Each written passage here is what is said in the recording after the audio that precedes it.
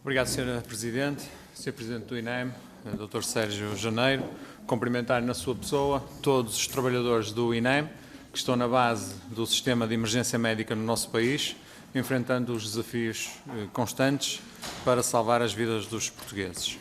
Mostrar-lhe também o nosso agrado por termos sabido, em audições anteriores, que o Sr. Presidente, neste curto espaço de tempo que preside ao INEM, tem falado com maior regularidade com os sindicatos representativos do setor, uma boa prática que não compreendemos porque é que não existia anteriormente.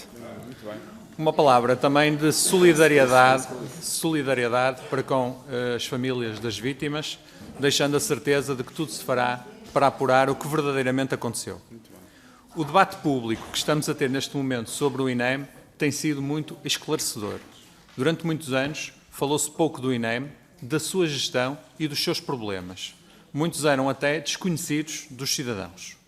Colocar o INEM no centro da discussão pública tem ajudado a divulgar questões muito graves de gestão e decisões erradas, muito erradas, ao longo dos últimos anos. Está claro aos olhos dos portugueses que os problemas do INEM resultam fundamentalmente da divergência entre as funções do INEM e os meios humanos e operacionais que tem ao seu dispor. Um problema muito agravado ao longo dos últimos anos e que requer reflexão e ação. Apesar de alguns não o quererem admitir, é um facto que o anterior governo deixou o INEM com um grave problema de recursos humanos, principalmente técnicos de emergência pré-hospitalar, mas também médicos e enfermeiros. Como todos sabemos, o INEM é essencialmente financiado através de uma taxa cobrada aos portugueses nas apólices de seguro. Alguns partidos da oposição têm tentado passar a ideia de que o financiamento do INEM advém do Orçamento de Estado. Um despudor sem limites.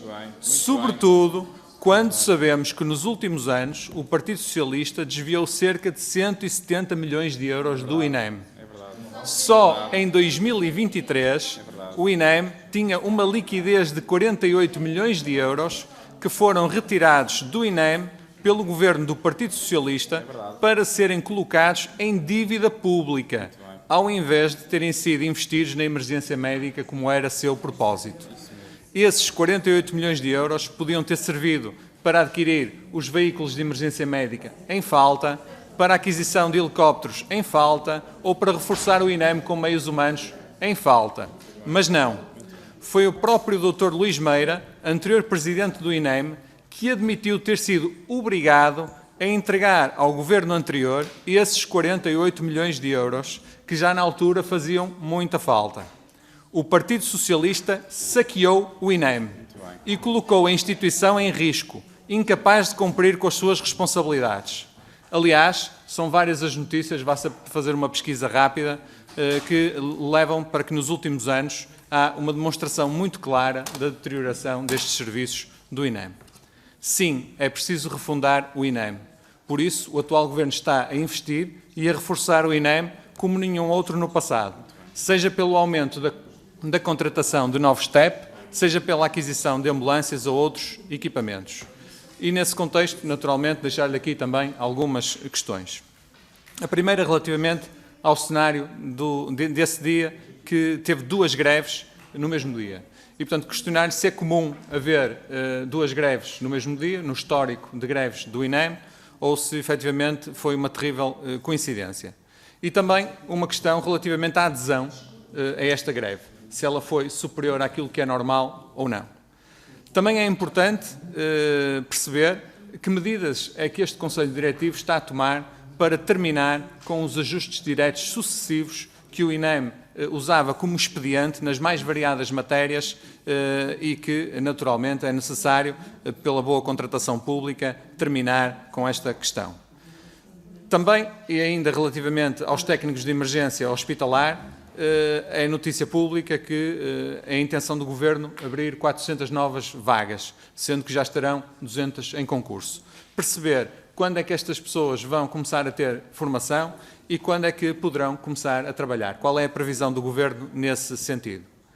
Uma outra questão, e para terminar, era no sentido de perceber qual é o plano concreto que este Conselho Diretivo do INEM tem para resolver os problemas que já elenquei e que resultam para nós, de forma clara, de um desvio do dinheiro do INEM para outros fins que não aqueles que são fruto do seu propósito de taxação.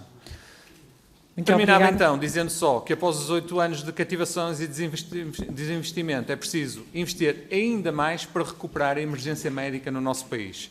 E é preciso voltar a dar ao INEM força de trabalho e capacidade de resposta, porque o compromisso tem que ser claro. Não poder voltar a ignorar o INEM nem os seus profissionais a bem da saúde dos portugueses e da emergência médica em Portugal. Muito obrigado.